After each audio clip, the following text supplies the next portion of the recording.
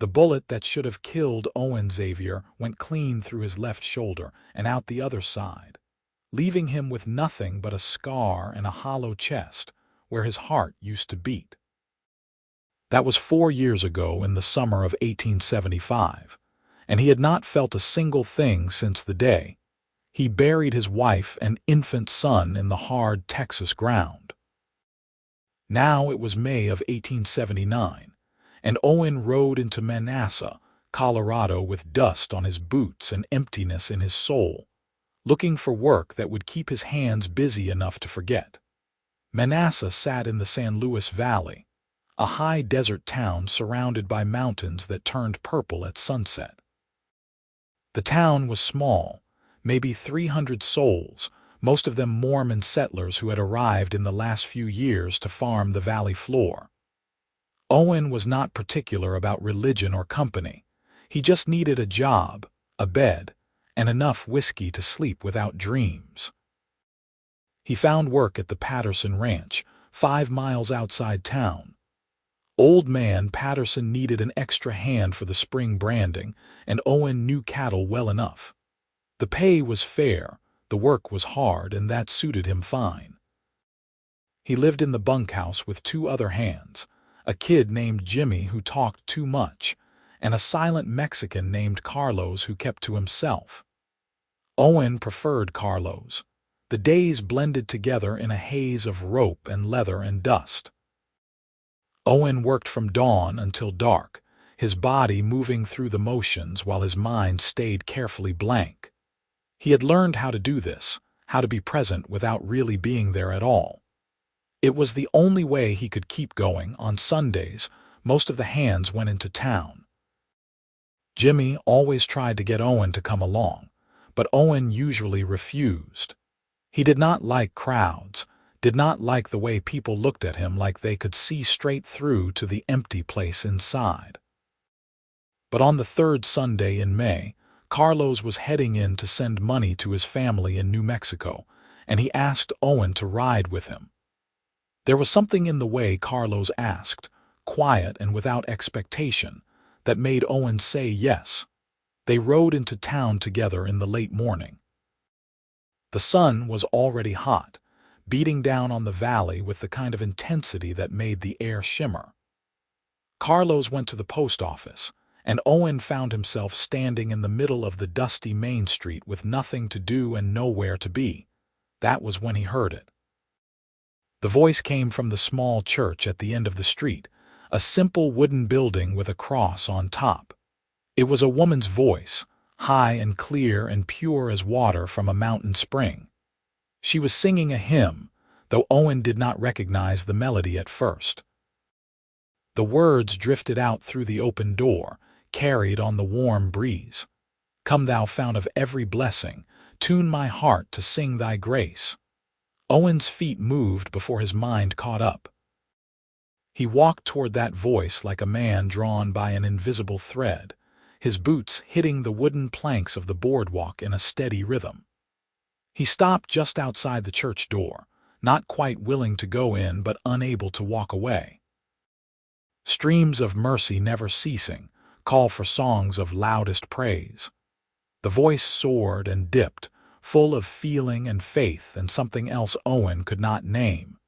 It had been so long since he had heard anything beautiful, so long since he had let himself hear anything at all.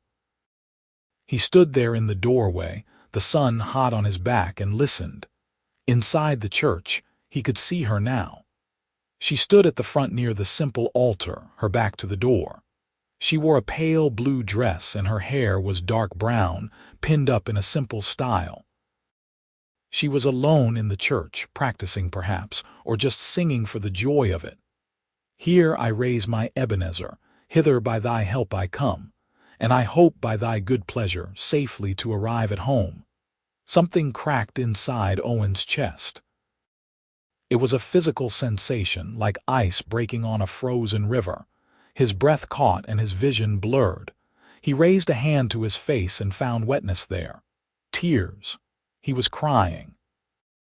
He had not cried since he dug those 2 graves with his own hands, had not cried since he lowered the pine boxes into the ground and filled them in with dirt. He turned and walked away quickly, his heart hammering against his ribs. It was too much. He could not do this. He could not feel this. Feeling led to pain, and he had promised himself no more pain, but the damage was done. That voice had reached inside him and found something he thought had died. He walked to the saloon and ordered whiskey, but it tasted like ash in his mouth. He could still hear her singing, could still feel the way the music had wrapped around him and pulled at something deep inside. Carlos found him an hour later, sitting alone at a back table. The Mexican took one look at Owen's face and sat down without a word. They rode back to the ranch in silence, but Carlos glanced at him a few times with something that might have been concern. That night, Owen lay in his bunk and stared at the ceiling. He could still hear that voice, could still feel the wetness on his cheeks. He did not know what to do with this feeling, this crack in the wall he had built around himself. He was afraid of it, but he was also afraid that if he ignored it, he would go back to being that hollow man, that ghost walking through life without really living. The next Sunday, he rode into town again. He told himself he was just going for a change of scenery, but he knew the truth. He wanted to hear her sing again. He needed to know if that feeling had been real or just some kind of momentary madness brought on by the heat and the loneliness. He arrived at the church just before the service started. The building was full of people, families in their Sunday best, children squirming in the pews. Owen slipped into the back row, his hat in his hands, feeling out of place and exposed. He had not been to church since the funeral. The service began with a prayer, and then the congregation stood to sing. Owen stood with them, his eyes scanning the front of the church, and there she was standing in the front row, a hymnal in her hands. She turned her head slightly, and he caught a glimpse of her profile. She was young, maybe 23 or 24, with fine features and serious eyes. When she began to sing, the entire congregation seemed to fade away. Her voice rose above all the others, not because she was singing loudly, but because there was something in the quality of it that demanded attention.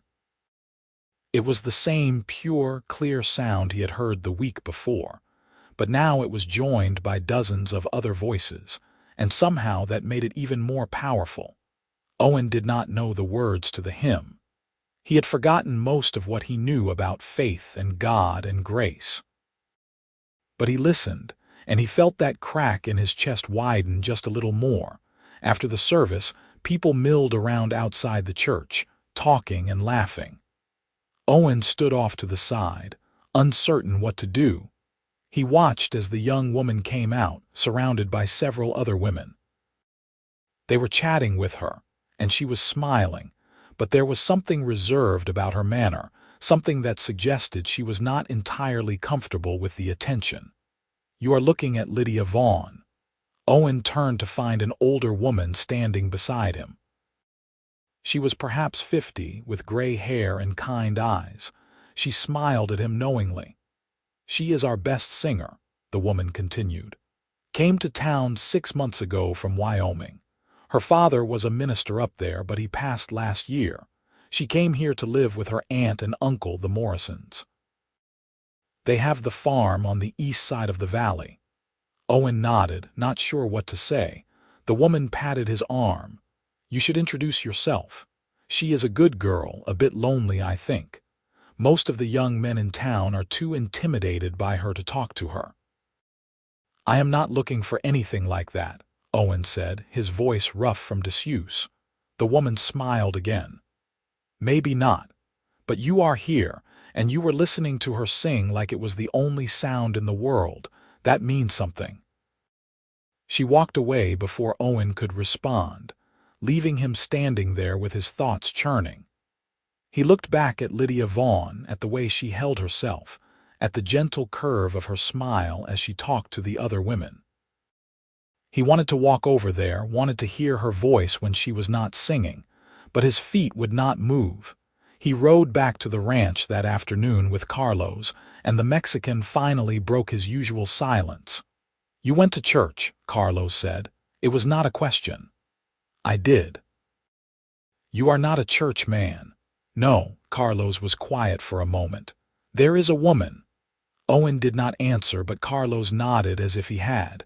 "Be careful, my friend. A woman can heal you or break you, sometimes both." Owen knew Carlos was right. He knew he should stay away, should keep his walls up and his heart locked down. But that night, lying in his bunk, he could still hear Lydia Vaughn singing, and he knew he was going to go back. Over the next few weeks, Owen became a regular at Sunday services. He always sat in the back, always left quickly after the service ended. But he listened to Lydia sing, and each time he felt a little more of the ice inside him melt. It was painful, this thawing, like blood returning to frozen limbs. But it was also necessary, though he did not fully understand why yet. One Sunday in early June, the service ended with an announcement. The church was planning a social for the following Saturday, a potluck dinner with music and dancing. Everyone was invited, and everyone was encouraged to bring a dish to share. Owen had no intention of going. He could handle sitting through a church service, but a social event was too much. Too many people, too much talking, too much expectation of normalcy that he could not provide. But Friday evening, as he was finishing up his work for the day, old man Patterson approached him. "You have been working hard, Owen," Patterson said. "I appreciate it. Why do you not take Saturday off? Go into town, relax a bit." Owen started to refuse, but Patterson held up a hand. "That was not really a suggestion. You have been driving yourself too hard. Even a good horse needs rest. Go into town, enjoy the church social. I heard they have good food."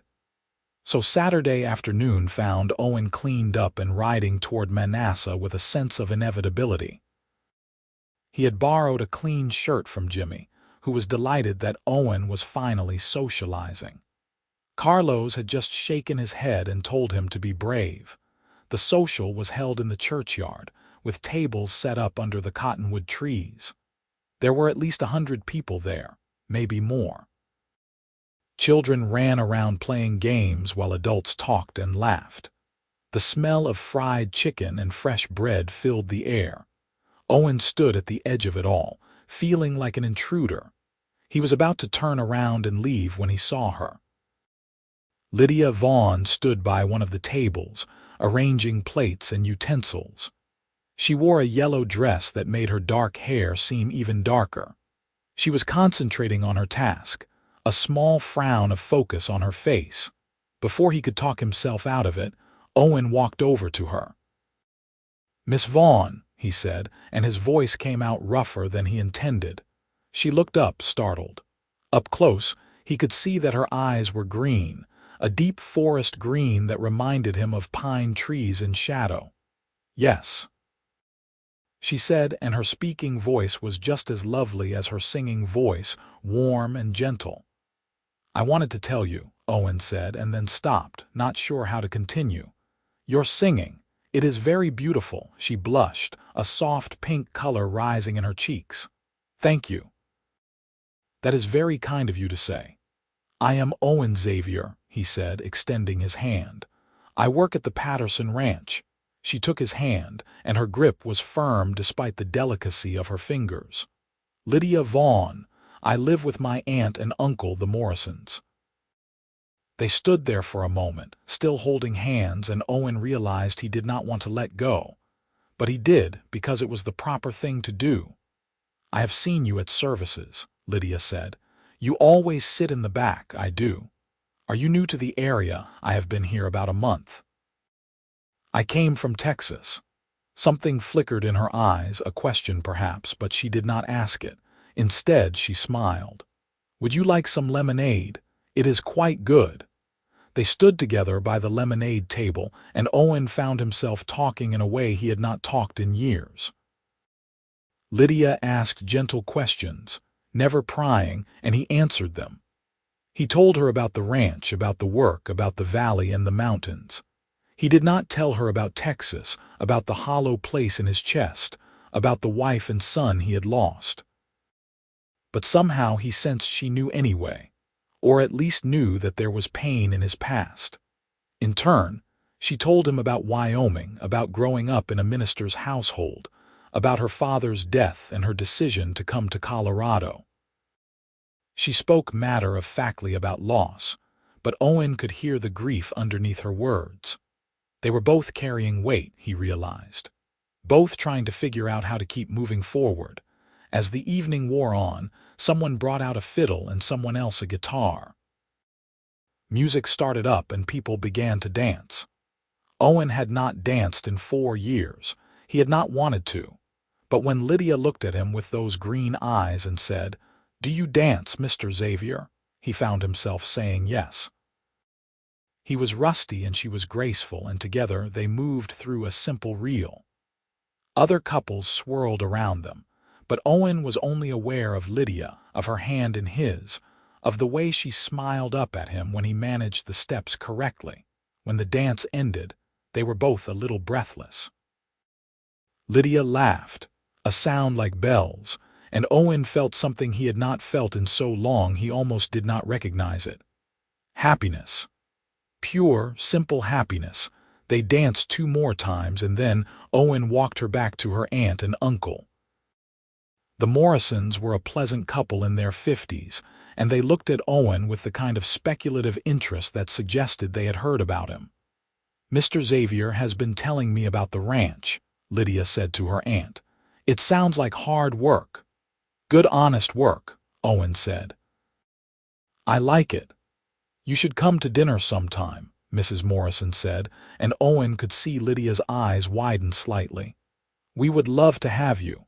Next Sunday, perhaps, after church." Owen glanced at Lydia, trying to gauge her reaction.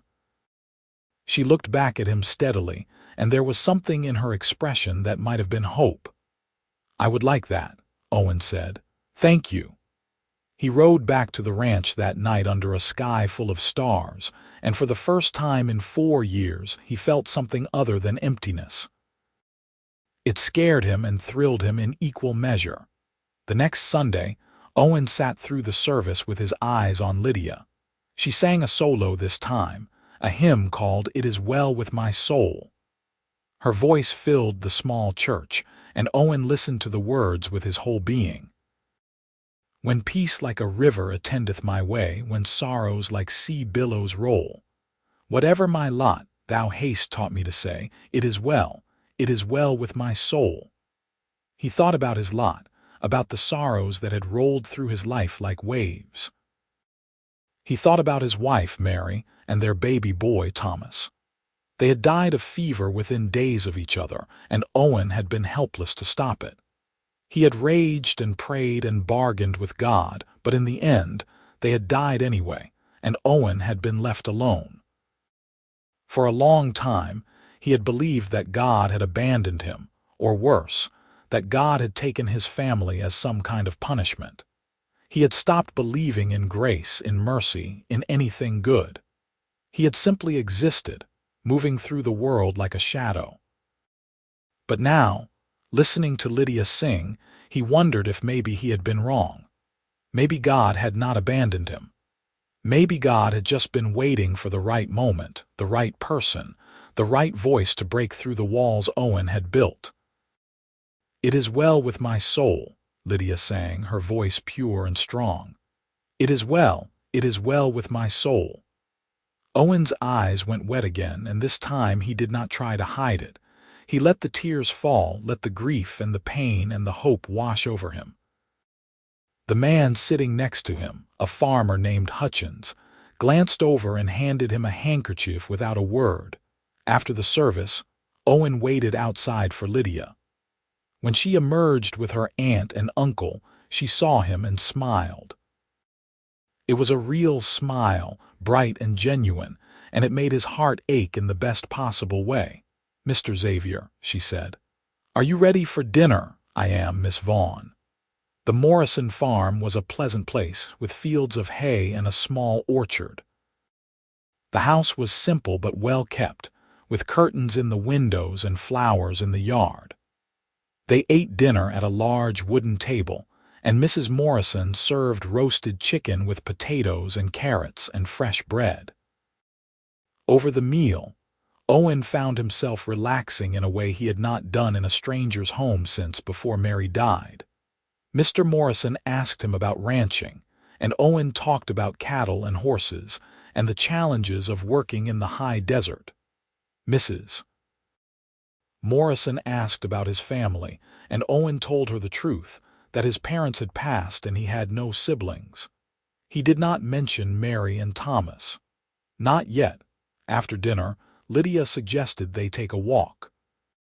Her aunt and uncle agreed easily, and Owen found himself walking through the orchard with Lydia beside him. "Your aunt and uncle are kind people," Owen said. "They are. They took me in without hesitation when my father died. I am grateful to them." They walked in silence for a moment, and then Lydia said, "You lost someone." It was not a question. Owen stopped walking and looked at her. In the dappled sunlight filtering through the apple trees, she looked almost ethereal. "How did you know?" he asked. "I can hear it in your silence," she said quietly. "I know that silence. I have lived it myself." Owen took a deep breath.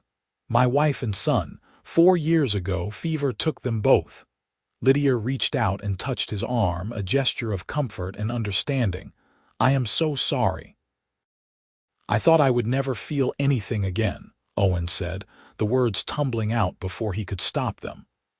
"I thought that part of me was dead, but then I heard you sing and something broke open inside me. I do not know if that is good or bad, but it is happening." "It is good," Lydia said firmly. "Grief is not meant to be a prison, Owen. It is meant to be a passage. You walk through it, you carry it with you, but you do not have to live in it forever. You sound like you know." "My father was the best man I have ever known," Lydia said. "When he died, I thought my life was over. I thought I would just fade away into nothing. But then I came here, and my aunt and uncle gave me a purpose. They needed help on the farm, and I needed a reason to get up in the morning. And I sang. I always sang. It was the only way I could reach toward something bigger than my pain." Owen nodded slowly. "Your voice, it does something to me. It makes me feel." "Maybe that is what you need," Lydia said, "to feel again, even if it hurts." They walked for another hour, talking about loss and hope and the strange paths life took. By the time Owen rode back to the ranch that evening, he felt like he had known Lydia Vaughn for years instead of weeks. There was a connection between them, forged in shared grief and unexpected hope. Over the next month, Owen and Lydia saw each other as often as they could. Owen started coming to town on Saturday evenings after his work was done, and they would walk together through the streets of Manassas or sit on the porch of the Morrison farm and talk. Sometimes they did not talk at all, just sat in comfortable silence while the sun set over the mountains. Lydia told him about her childhood in Wyoming, about the small congregation her father had shepherded, about the way music had always been her refuge. Owen told her about growing up in Texas, about learning to ride and rope before he could read, about meeting Mary at a barn dance when they were both 17. It was hard to talk about Mary at first, but Lydia listened without judgment, and gradually it became easier. Owen found that he could remember the good times without being crushed by the loss. He could think about Mary's laugh, about the way she hummed while she cooked, about the joy on her face when Thomas was born, and feel sad but not destroyed. One Saturday in July, Owen arrived at the Morrison farm to find Lydia working in the garden. She wore an old dress and a wide-brimmed hat, and there was dirt on her hands. She looked beautiful. "I was not expecting you until later," she said, straightening up and pushing a strand of hair out of her face. "I finished early. Can I help?" They worked together for the next hour, pulling weeds and picking vegetables. It was simple work, peaceful work, and Owen found himself smiling more than he had in years. When they were done, Lydia brought out a pitcher of water and they sat in the shade of the porch. "I have been thinking," Lydia said, her voice careful, "about the future." Owen's heart rate picked up. "What about it? My aunt and uncle will not live forever. They are healthy now, but they are not young. Eventually, I will need to think about what comes next for me." "What do you want?" Owen asked. Lydia looked at him directly. "I want a home. I want a family. I want to wake up every morning next to someone I love and who loves me. I want children and a garden and a place where I can sing whenever I want. I want a life, Owen. A real life, not just an existence." Owen set down his cup and reached for her hand. Her fingers were calloused from work, warm and real in his. "I want that too," he said. "I did not think I would ever want it again, but I do. I want it with you." Lydia's eyes filled with tears, but she was smiling. "Are you asking me something, Owen Xavier?" "I am asking if you would consider a future with me. I do not have much. I am just a ranch hand with a small amount of savings and a past that still hurts. But I am a hard worker and I am honest, and I would spend every day trying to make you happy." "Yes," Lydia said simply. "Yes, I would consider that. In fact, I would say yes right now if you were asking properly." Owen stood up and pulled her to her feet. He had not planned this, had not thought it through, but it felt right. It felt like the most right thing he had done in 4 years. "Lydia Vaughn, will you marry me?" She laughed and cried at the same time, and then she threw her arms around his neck. "Yes, yes, I will marry you." They told her aunt and uncle that evening, and the Morrisons were delighted. Mrs. Morrison cried happy tears, and Mr. Morrison shook Owen's hand firmly and told him he was a lucky man. Owen agreed wholeheartedly. The next morning, Owen rode to the Patterson ranch with his mind spinning. He needed to figure out the practical details. He needed to save more money, needed to find a way to provide for Lydia properly. When he explained the situation to Old Man Patterson, the rancher smiled. "I was wondering when you would get around to this," Patterson said. "I have been watching you come alive again over the past few months. It is good to see." "I need to earn more," Owen said. "I need to be able to support a wife." Patterson nodded. "I have a proposition for you. I am getting too old to manage this place alone. My sons have no interest in ranching. What if I made you my foreman? It comes with better pay and a house on the property. It is not much, just a small cabin, but it is solid. You could bring a wife there." Owen stared at him. "You are serious?" "Completely.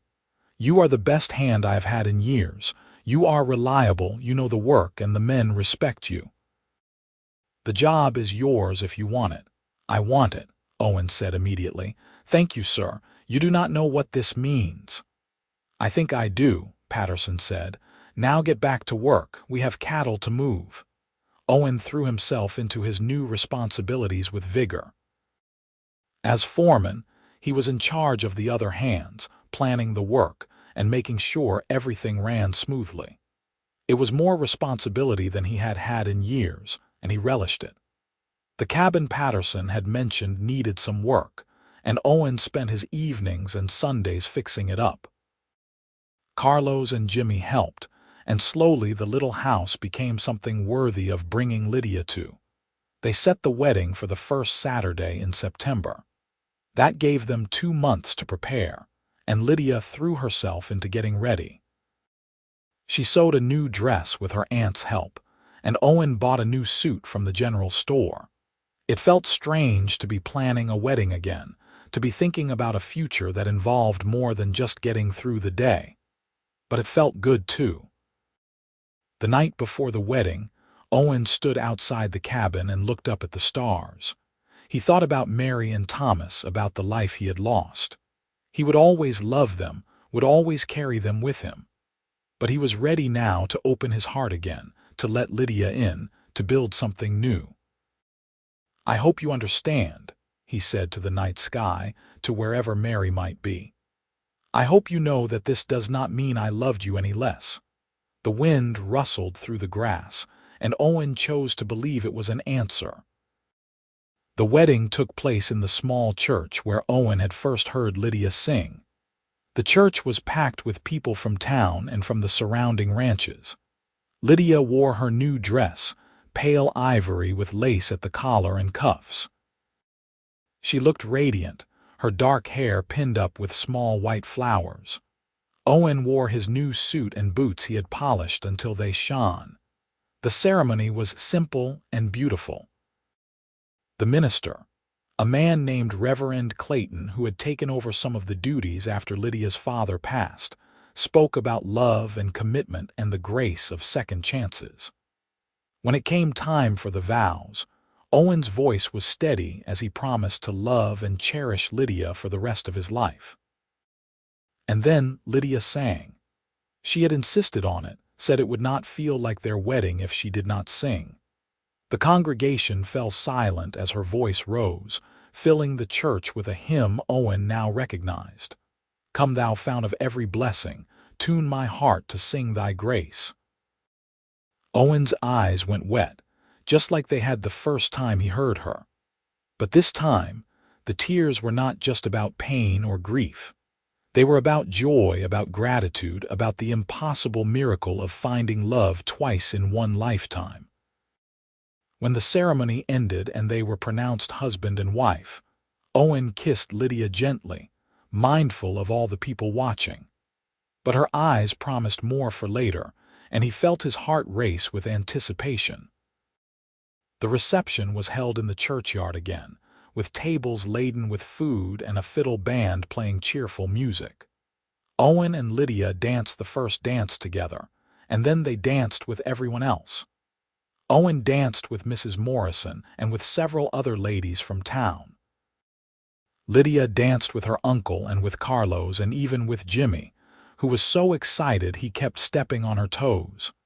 As the sun began to set, Owen and Lydia slipped away from the party. They rode together to the cabin on the Patterson ranch, Lydia sitting in front of Owen on his horse, her head resting against his chest. The cabin looked welcoming in the fading light, with curtains Lydia had made hanging in the windows and a new quilt on the bed inside. Owen carried Lydia over the threshold, both of them laughing at the old tradition. Inside, the cabin was small but clean and comfortable. There was a main room with a fireplace and a table and chairs, a small bedroom and a tiny kitchen area. It was not much, but it was theirs. That night, Owen and Lydia came together with a tenderness that surprised them both. Owen had been afraid he would not remember how to be a husband, would not remember how to be gentle and loving. But with Lydia in his arms, it all came back. She was patient with him and he was careful with her, and together they found a rhythm that felt natural and right. Afterwards, they lay together in the darkness, Lydia's head on Owen's chest, his arm around her shoulders. "I never thought I would be this happy again," Owen said quietly. "Neither did I," Lydia replied. "But here we are." "Here we are," Owen echoed, and he tightened his arm around her. The first months of marriage were an adjustment for both of them. Owen had lived alone for so long that having someone else in his space took getting used to. But Lydia was easy to live with, and she made the cabin into a real home. She planted flowers around the porch and herbs in a small garden. She cooked meals that made the cabin smell like heaven, and she sang while she worked, filling the air with music. Owen threw himself into his work as foreman with renewed energy. He was good at the job, and the ranch prospered under his management.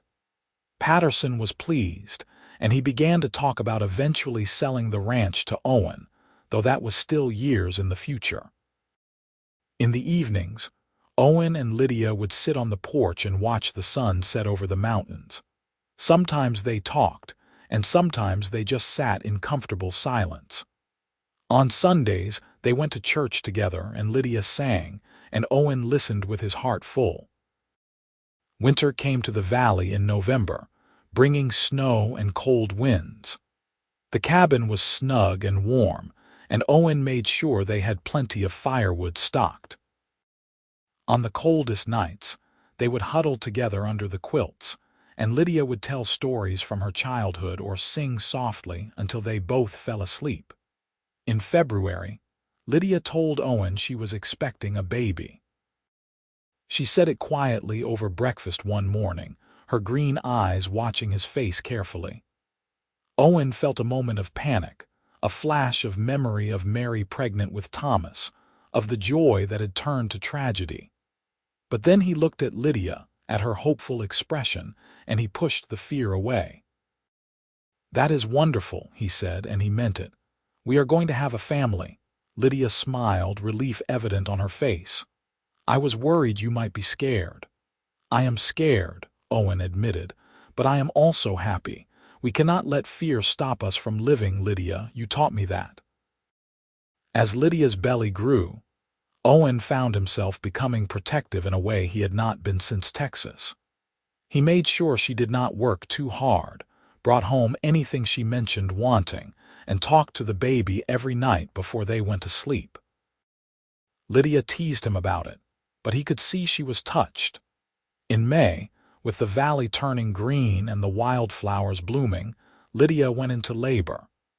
Owen rode into town at breakneck speed to fetch the midwife, a capable woman named Mrs. Jenkins, who had delivered half the babies in the county.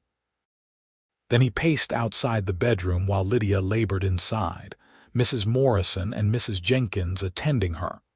The hours stretched on, and Owen felt his fear growing. What if something went wrong? What if he lost Lydia the way he had lost Mary? He could not survive that again. He would not survive that again. But then, as the sun was rising on a beautiful May morning, he heard a baby cry. A moment later, Mrs. Jenkins came out of the bedroom with a smile on her face. "You have a son, Mr. Xavier, a healthy, strong boy, and your wife is doing well." Owen rushed into the bedroom. Lydia lay in the bed, looking exhausted but radiant. In her arms was a tiny bundle wrapped in blankets. Owen approached slowly, his heart in his throat. "Meet your son," Lydia said softly, pulling back the blanket so Owen could see. The baby was red-faced and squalling, with a shock of dark hair and tiny fists waving in the air. He was the most beautiful thing Owen had ever seen. "Can I hold him?" Owen asked, his voice shaking. Lydia carefully transferred the baby to Owen's arms. The weight of his son settled against his chest, and Owen felt something break open inside him. This was not the same as Thomas. This was a different child, a different life. But the love he felt was just as powerful, just as overwhelming. "We should name him," Lydia said. "What do you think?" Owen thought about it. He wanted to honor the past but also look toward the future.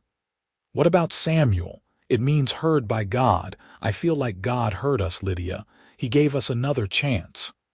"Samuel Xavier," Lydia said, testing the name. "I love it." Little Samuel proved to be a healthy, vigorous baby.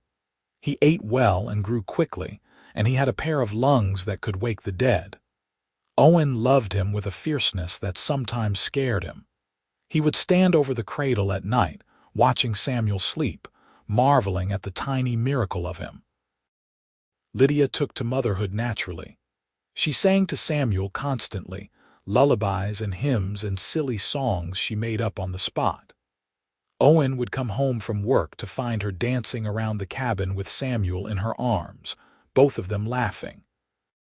As Samuel grew from an infant to a toddler, he became the center of their world. He had his mother's green eyes and his father's dark hair, and he was into everything.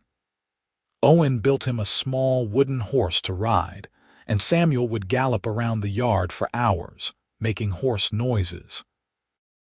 On Samuel's second birthday, Owen and Lydia took him into town for a small celebration.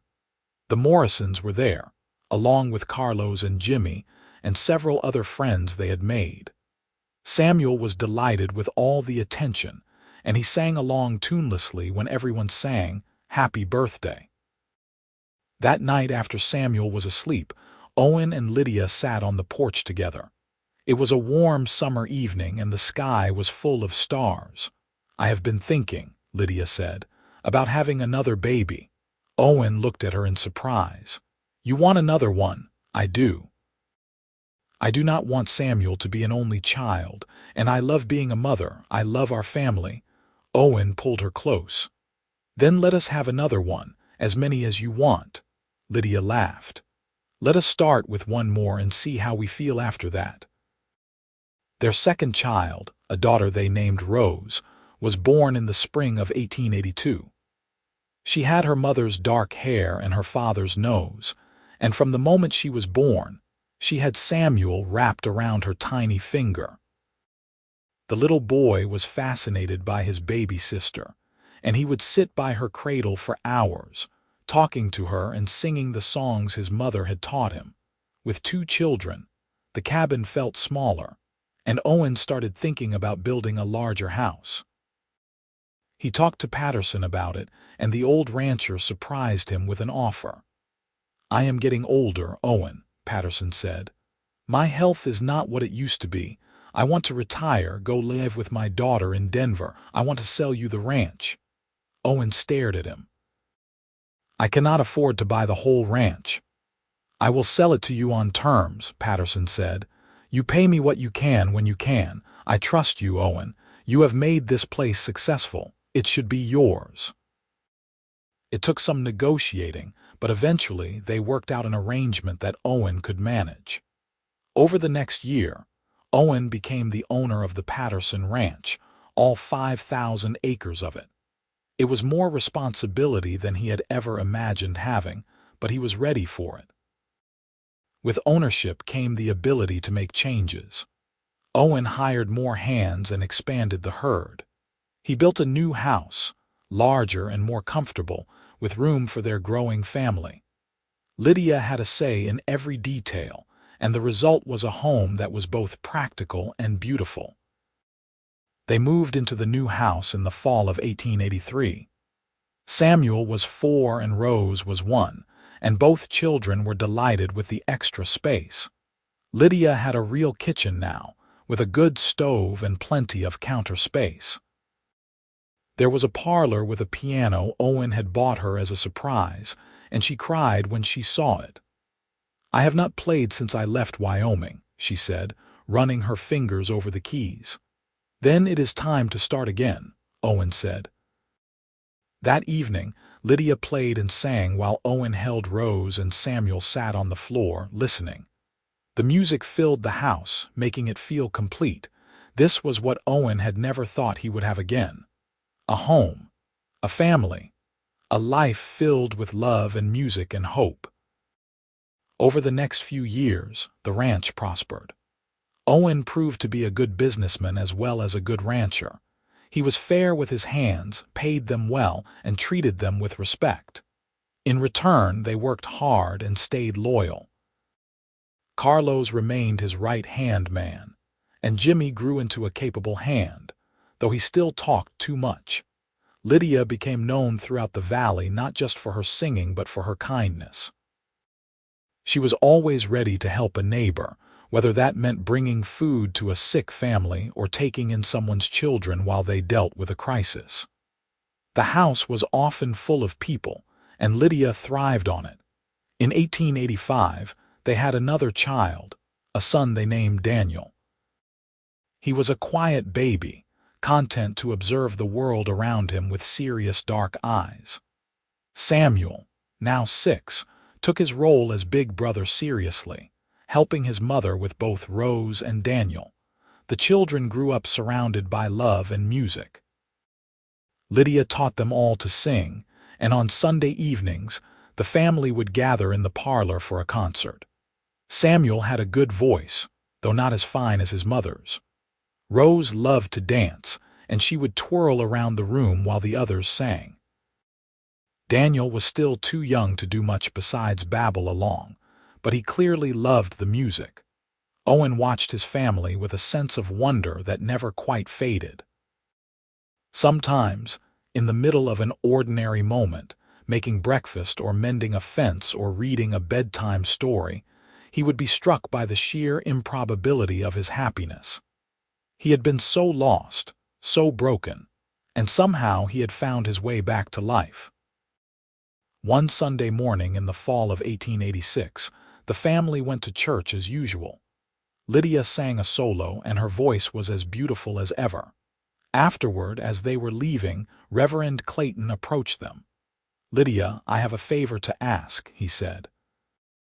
"We are starting a choir, and I was hoping you would lead it. You have such a gift, and I think you could teach others."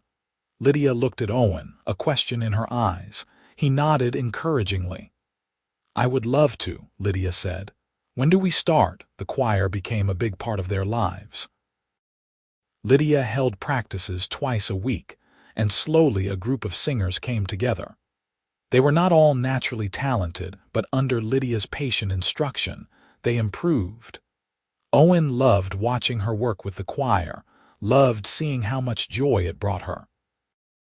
The years rolled by, marked by the changing seasons and the milestones of their children's lives. Samuel started school and proved to be a good student. Rose grew into a bright, energetic girl who was always getting into mischief. Daniel remained the quiet one, but he had a keen mind and loved to read. In 1889, Lydia told Owen she was expecting again. This pregnancy was harder than the others, and Owen worried constantly. But in the spring of 1890, Lydia safely delivered twin girls. They named them Grace and Hope, and the names felt appropriate. Grace had red hair, a surprise that made everyone wonder where it came from, and Hope had dark hair like the rest of the family. With 5 children, life was chaotic and exhausting and wonderful. The house was always full of noise and activity. There were arguments and tears, but there was also laughter and love. Owen and Lydia worked together to raise their children with the values they believed in: honesty, hard work, faith, and kindness. As the children grew older, they each found their place on the ranch.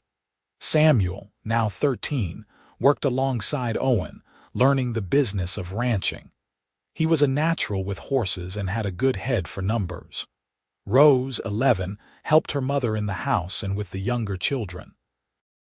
She also had inherited Lydia's voice, and she sang in the church choir. Daniel, 8, was fascinated by books and learning, and Owen and Lydia talked about sending him to college when he was older.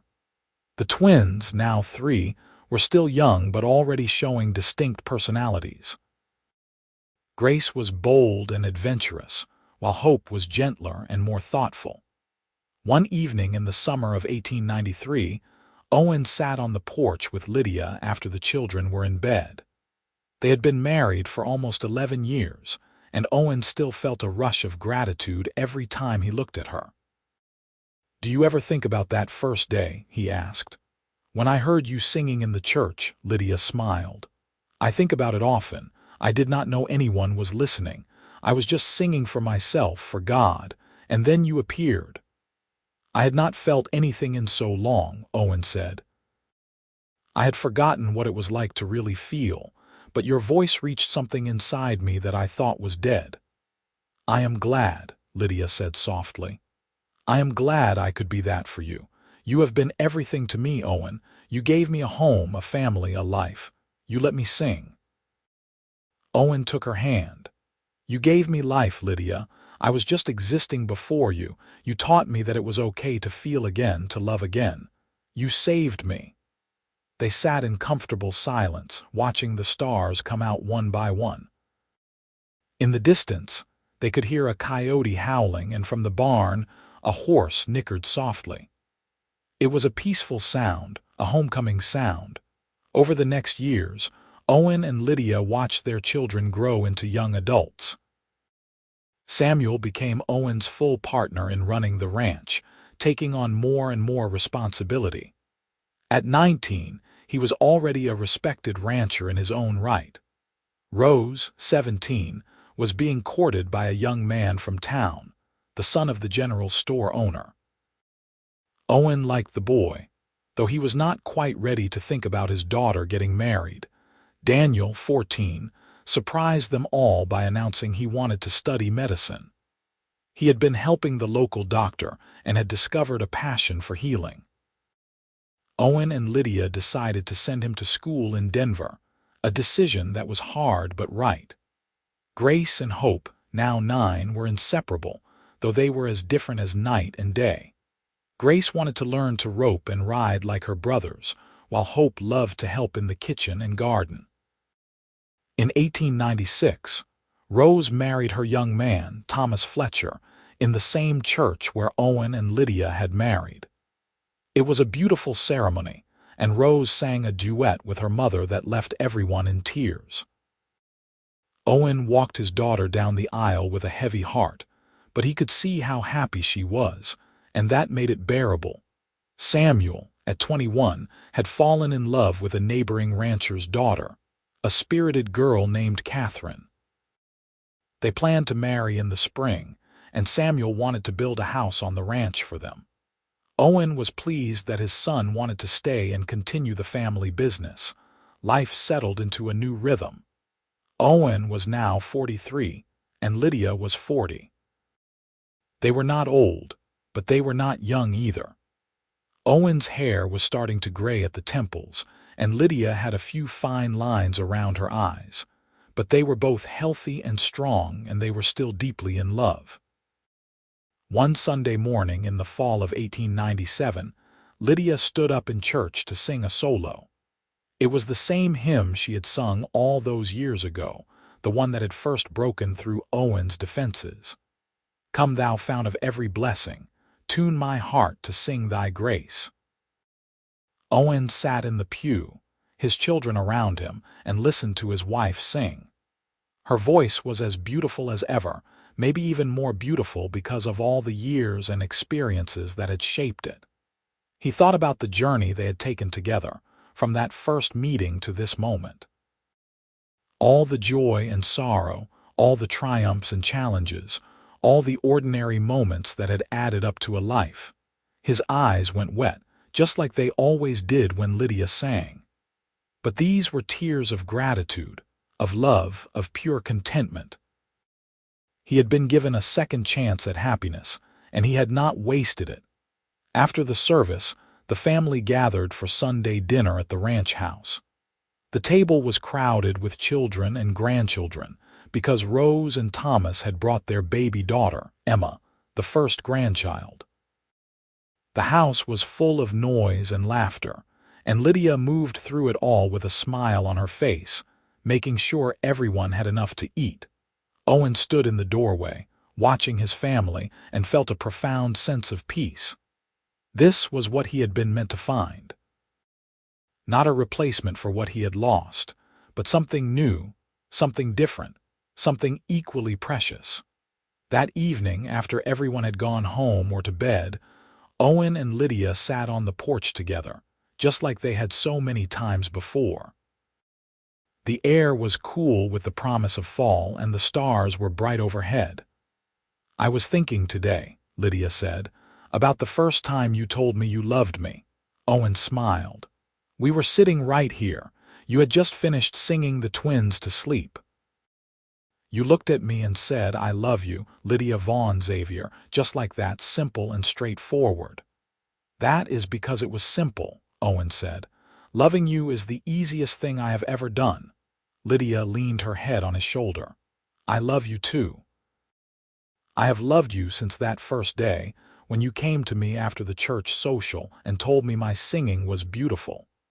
You looked at me like I was something precious, and I thought, this man understands what it means to really see someone." They sat in silence for a while, wrapped in each other's presence. Finally, Lydia began to hum softly, the melody of that hymn that had brought them together. Owen closed his eyes and listened, letting the music wash over him. Streams of mercy never ceasing call for songs of loudest praise. He thought about mercy, about grace, about the unexpected ways God worked in the world. He had been broken and he had been healed. He had been lost and he had been found, all because of a voice singing in a church on a Sunday morning. "Thank you," he said quietly. Lydia stopped humming. "For what?" "For everything. For singing that day. For letting me into your life, for loving me, for our children, for all of this." Lydia lifted her head and kissed him gently. "You do not need to thank me, Owen. This is what we were meant to do. We were meant to find each other. We were meant to build this life together." "I know," Owen said. "I just wanted you to know that I see it. I see the gift of it all." They stayed on the porch until the moon rose high in the sky, talking and laughing and remembering. When they finally went inside, they walked through the quiet house together, checking on the younger children who were asleep in their beds. Grace was sprawled across her bed, blankets kicked off. Owen covered her gently. Hope was curled up with a doll clutched in her arms. Lydia smoothed her hair back from her forehead. In their own room, Owen and Lydia got ready for bed in the comfortable silence of long married couples. When they lay down together, Lydia curled into Owen's side, her head on his chest, his arm around her shoulders. It was the same position they had slept in for 17 years, and it still felt perfect. "Owen," Lydia said softly. "Yes, are you happy?" "I am happier than I ever thought possible," he said honestly. "You, completely happy," Lydia said. "This is everything I ever wanted."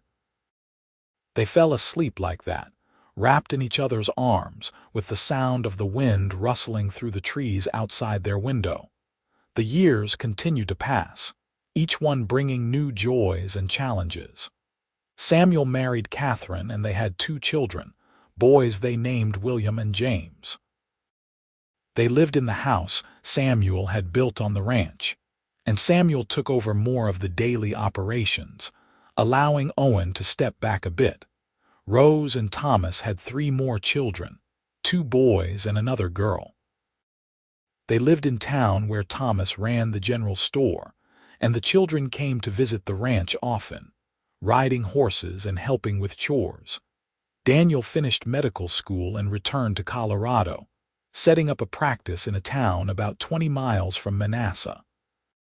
He married a teacher named Elizabeth, and they had 1 daughter, a serious little girl named Alice who reminded Owen of her father. Grace and Hope, now teenagers, were making their own paths. Grace was still fascinated by ranching and worked alongside Samuel, learning everything she could. Hope had discovered a love of painting and spent hours capturing the landscape of the valley on canvas. Owen and Lydia became the center of an ever-growing family.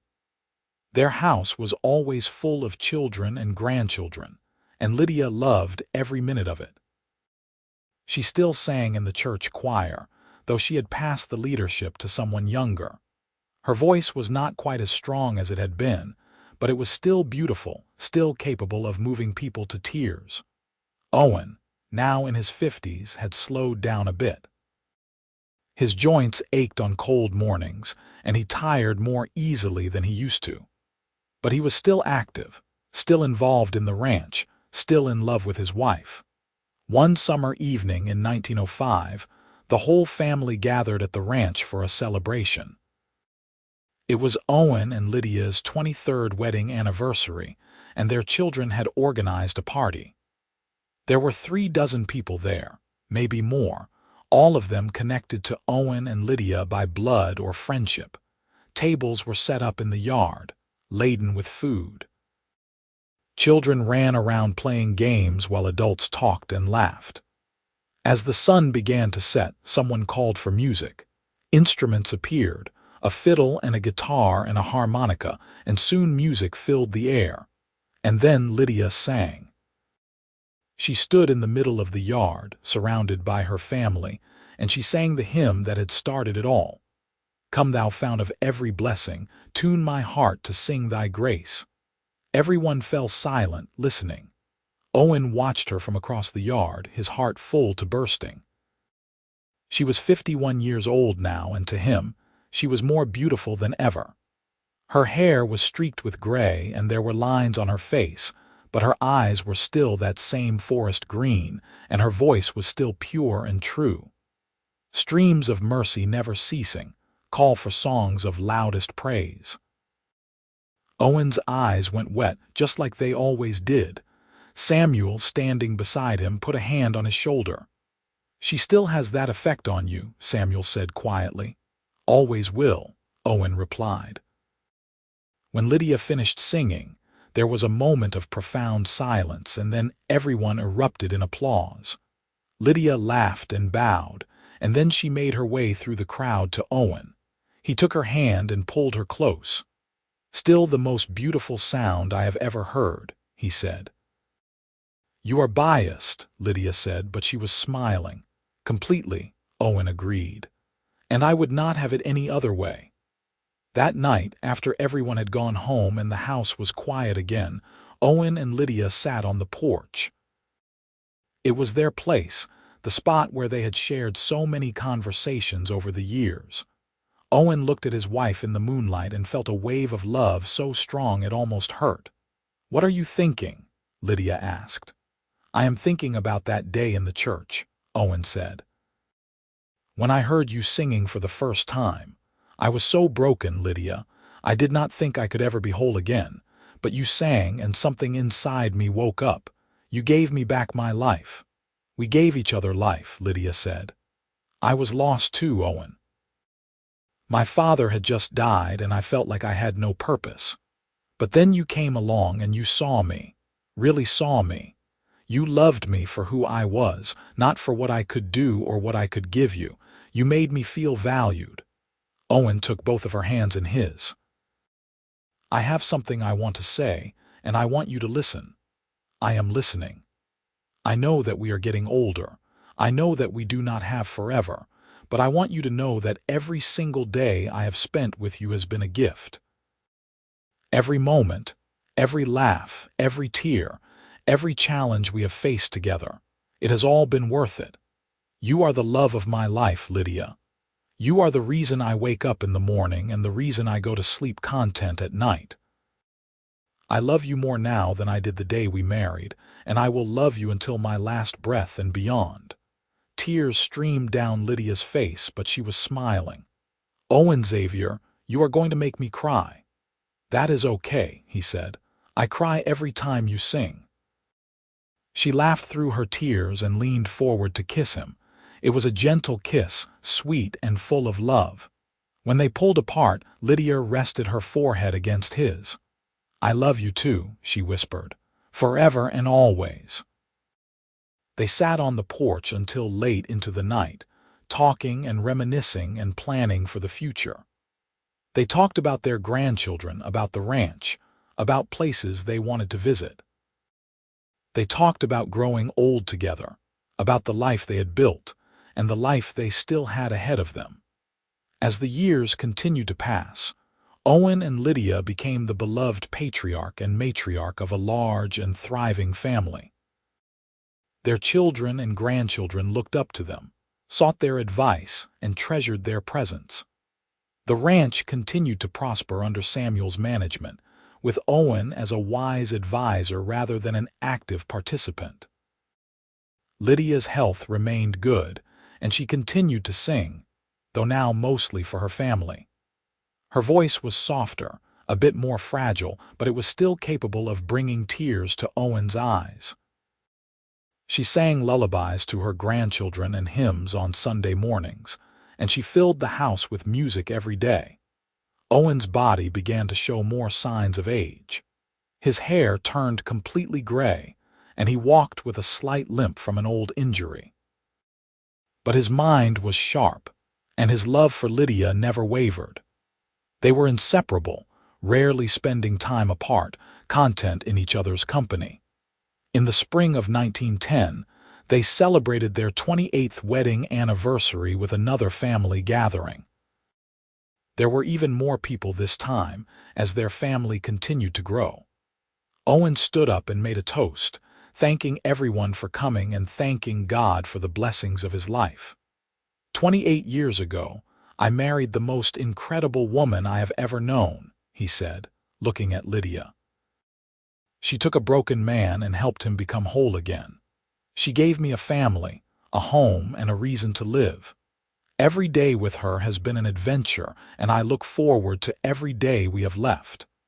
Everyone raised their glasses, and Lydia blushed prettily.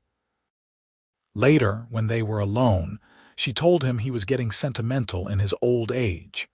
"I have always been sentimental about you," he replied.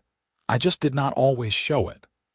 As they moved into their 60s, Owen and Lydia began to talk more seriously about their legacy. They wanted to make sure that the ranch would continue to thrive after they were gone, that their children and grandchildren would be taken care of. They worked with a lawyer to draw up wills and establish trusts, making sure everything was in order. But they also talked about more intangible things. They talked about the values they wanted to pass down, the lessons they had learned, the importance of faith and family and hard work. They shared their stories with their grandchildren, telling them about the early days in Manasseh, about the struggles and triumphs, about the love that had sustained them through everything. One afternoon, in the fall of 1912, Owen and Lydia took a ride together, just the two of them.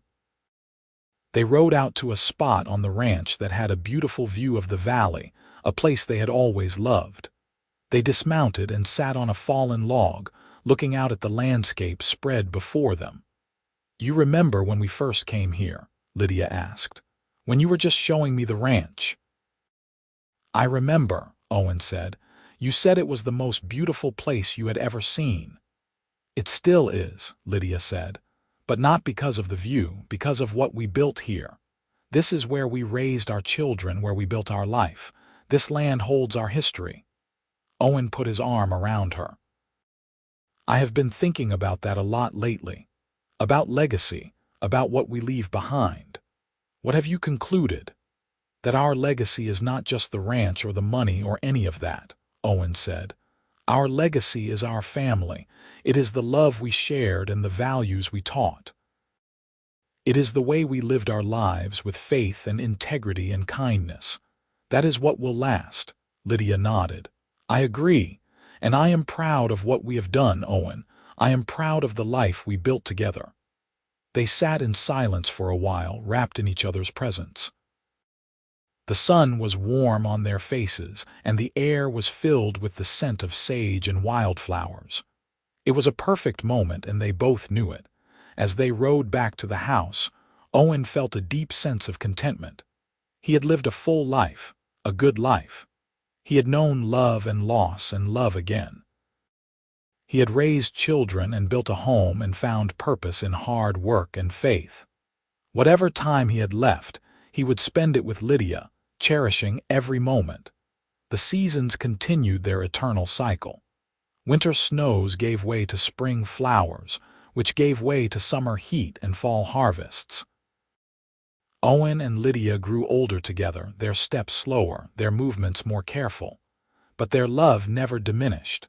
If anything, it grew deeper, richer, more precious. On a crisp October morning in 1915, Owen woke to find Lydia still asleep beside him. He lay there for a moment, watching her breathe, grateful for another day. When she finally stirred, she opened her eyes and smiled at him. "Good morning," she said softly. "Good morning, my love." They got up and started their day. It was Sunday, and they would go to church later. But first, there was breakfast to make and animals to feed and a dozen small tasks that made up the rhythm of their life. At church, Lydia sang with the choir. Her voice was thin now, barely more than a whisper compared to what it had been. But it was still there, still faithful, still lifting up in praise. Owen sat in the pew and listened, his eyes wet with tears that had become a familiar companion. After the service, their children and grandchildren came to the house for Sunday dinner, as they did most weeks. The house was full of noise and laughter and life. Owen watched it all with a sense of wonder, marveling at how far they had come. That evening, after everyone had gone home, Owen and Lydia sat on the porch one more time. The air was cool, and Lydia had a shawl wrapped around her shoulders. Owen held her hand, their fingers intertwined, and they watched the stars come out. "Owen," Lydia said after a long silence. "Yes. I want you to know that I have been happy, so very happy. You gave me everything I ever dreamed of and more." "You did the same for me," Owen said. "You saved me, Lydia. I was drowning and you pulled me back to shore." "We saved each other," Lydia said firmly. "That is what love does. It saves us from ourselves, from our pain, from our fear. It makes us brave enough to live." Owen pulled her close and they sat there in the darkness, holding each other. The years had been good to them, full of joy and purpose and love. Whatever time they had left, they would spend it together, grateful for every moment. The ranch continued to thrive under Samuel's capable management. Their other children were all settled and happy, pursuing their own paths. The grandchildren were growing up, some of them already having children of their own, making Owen and Lydia great-grandparents. The family tree they had planted all those years ago was spreading its branches wide, providing shelter and sustenance for generations to come. As winter approached, Owen found himself feeling more tired than usual. He did not mention it to Lydia, not wanting to worry her. But she noticed anyway, the way she always noticed everything about him. "You should see Daniel," she said one morning. "Let him check you over." "I am just getting old," Owen protested. "Nothing wrong with that. Nevertheless, I would feel better if you saw him." So Owen made the trip to see his son. Daniel examined him thoroughly and then sat back with a serious expression. "Your heart is not as strong as it should be, Pa," Daniel said gently. "You need to take it easy. No more heavy work, plenty of rest." "How much time do I have?" Owen asked directly. Daniel hesitated. "I cannot say for certain. Could be years, could be months, but you should get your affairs in order just in case." Owen nodded. He had known, somehow, that this was coming. He was 63 years old and he had lived a full life. He was not afraid of death, not really. He was only afraid of leaving Lydia. When he returned home, he told Lydia what Daniel had said. She took it calmly, though he could see the fear in her eyes.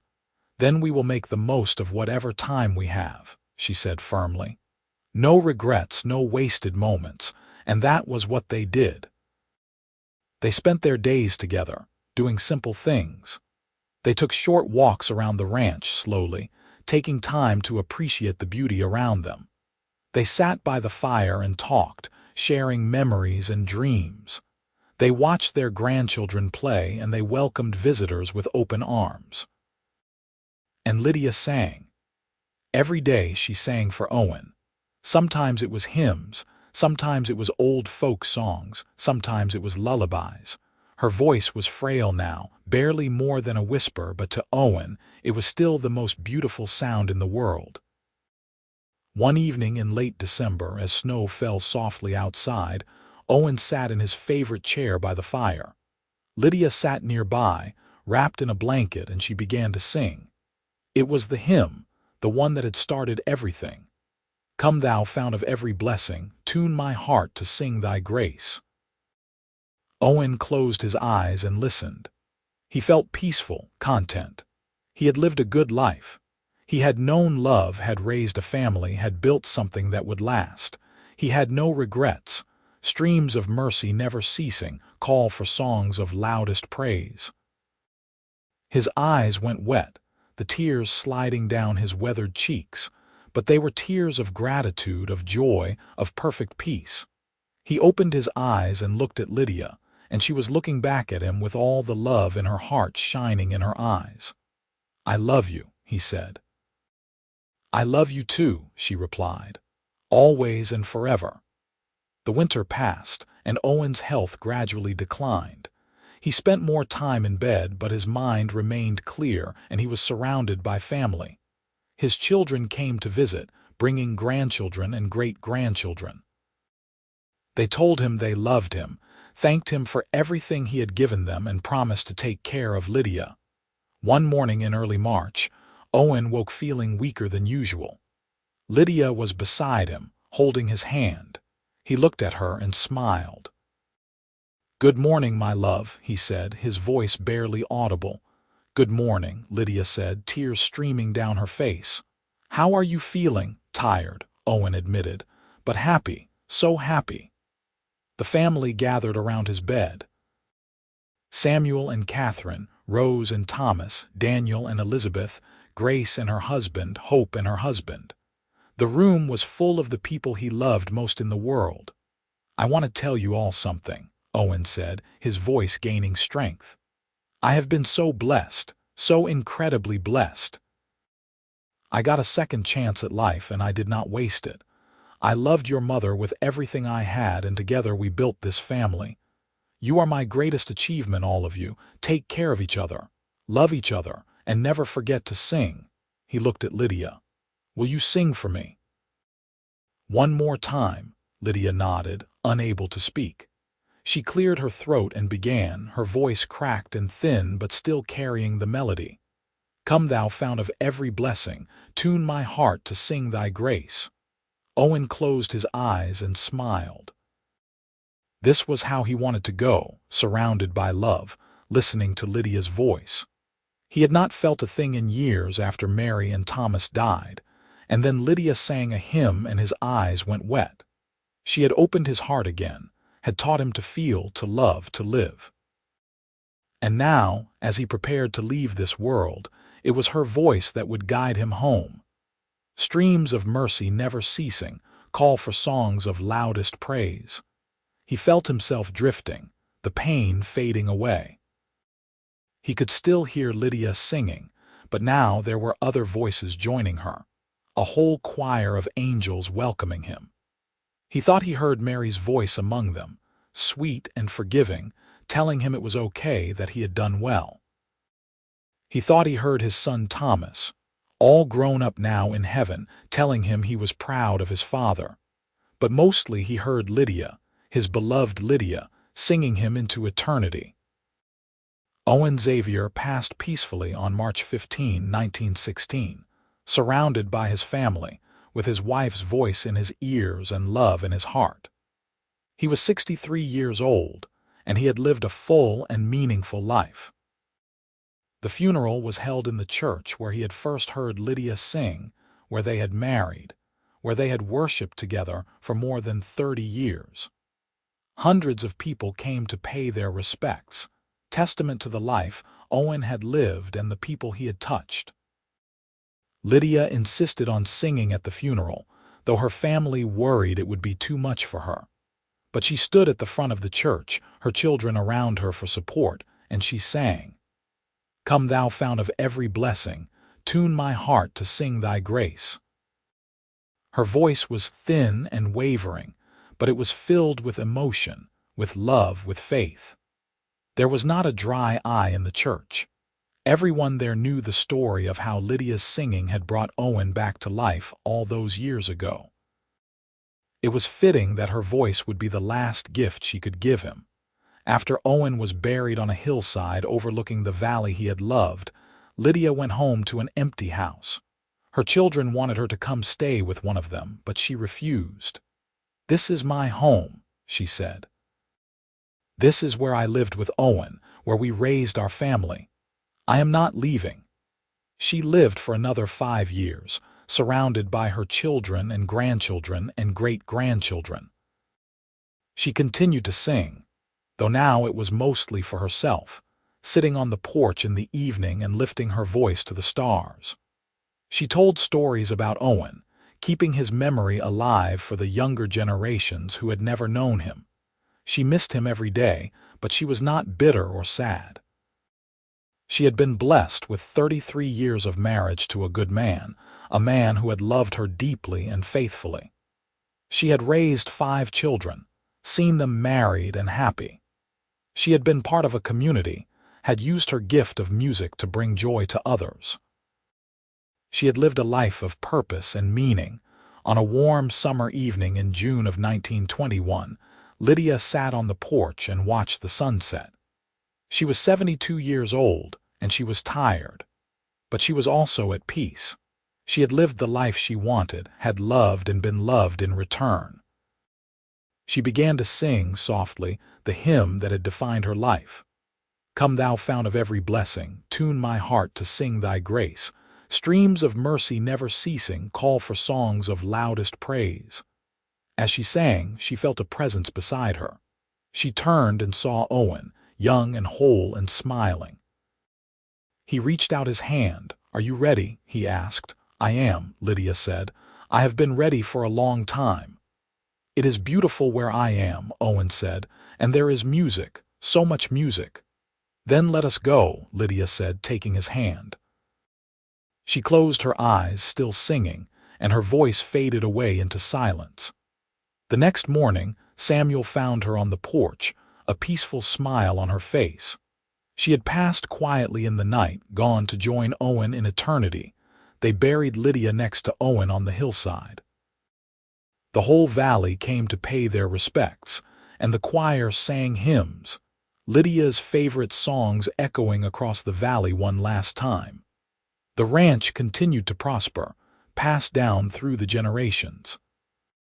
Samuel's children took it over, and then their children, each generation adding their own mark while honoring the foundation Owen and Lydia had built. The house remained in the family, a gathering place for weddings and holidays and family reunions. And every generation, someone inherited Lydia's gift of music. There was always someone with a beautiful voice, someone who sang in the church choir, someone who filled the house with song. The family considered it a blessing, a reminder of the woman who had started it all.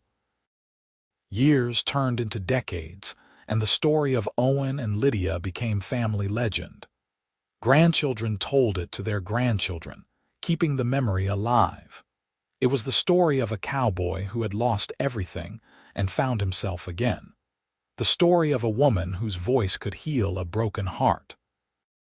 The story of love that transcended pain and death and time itself.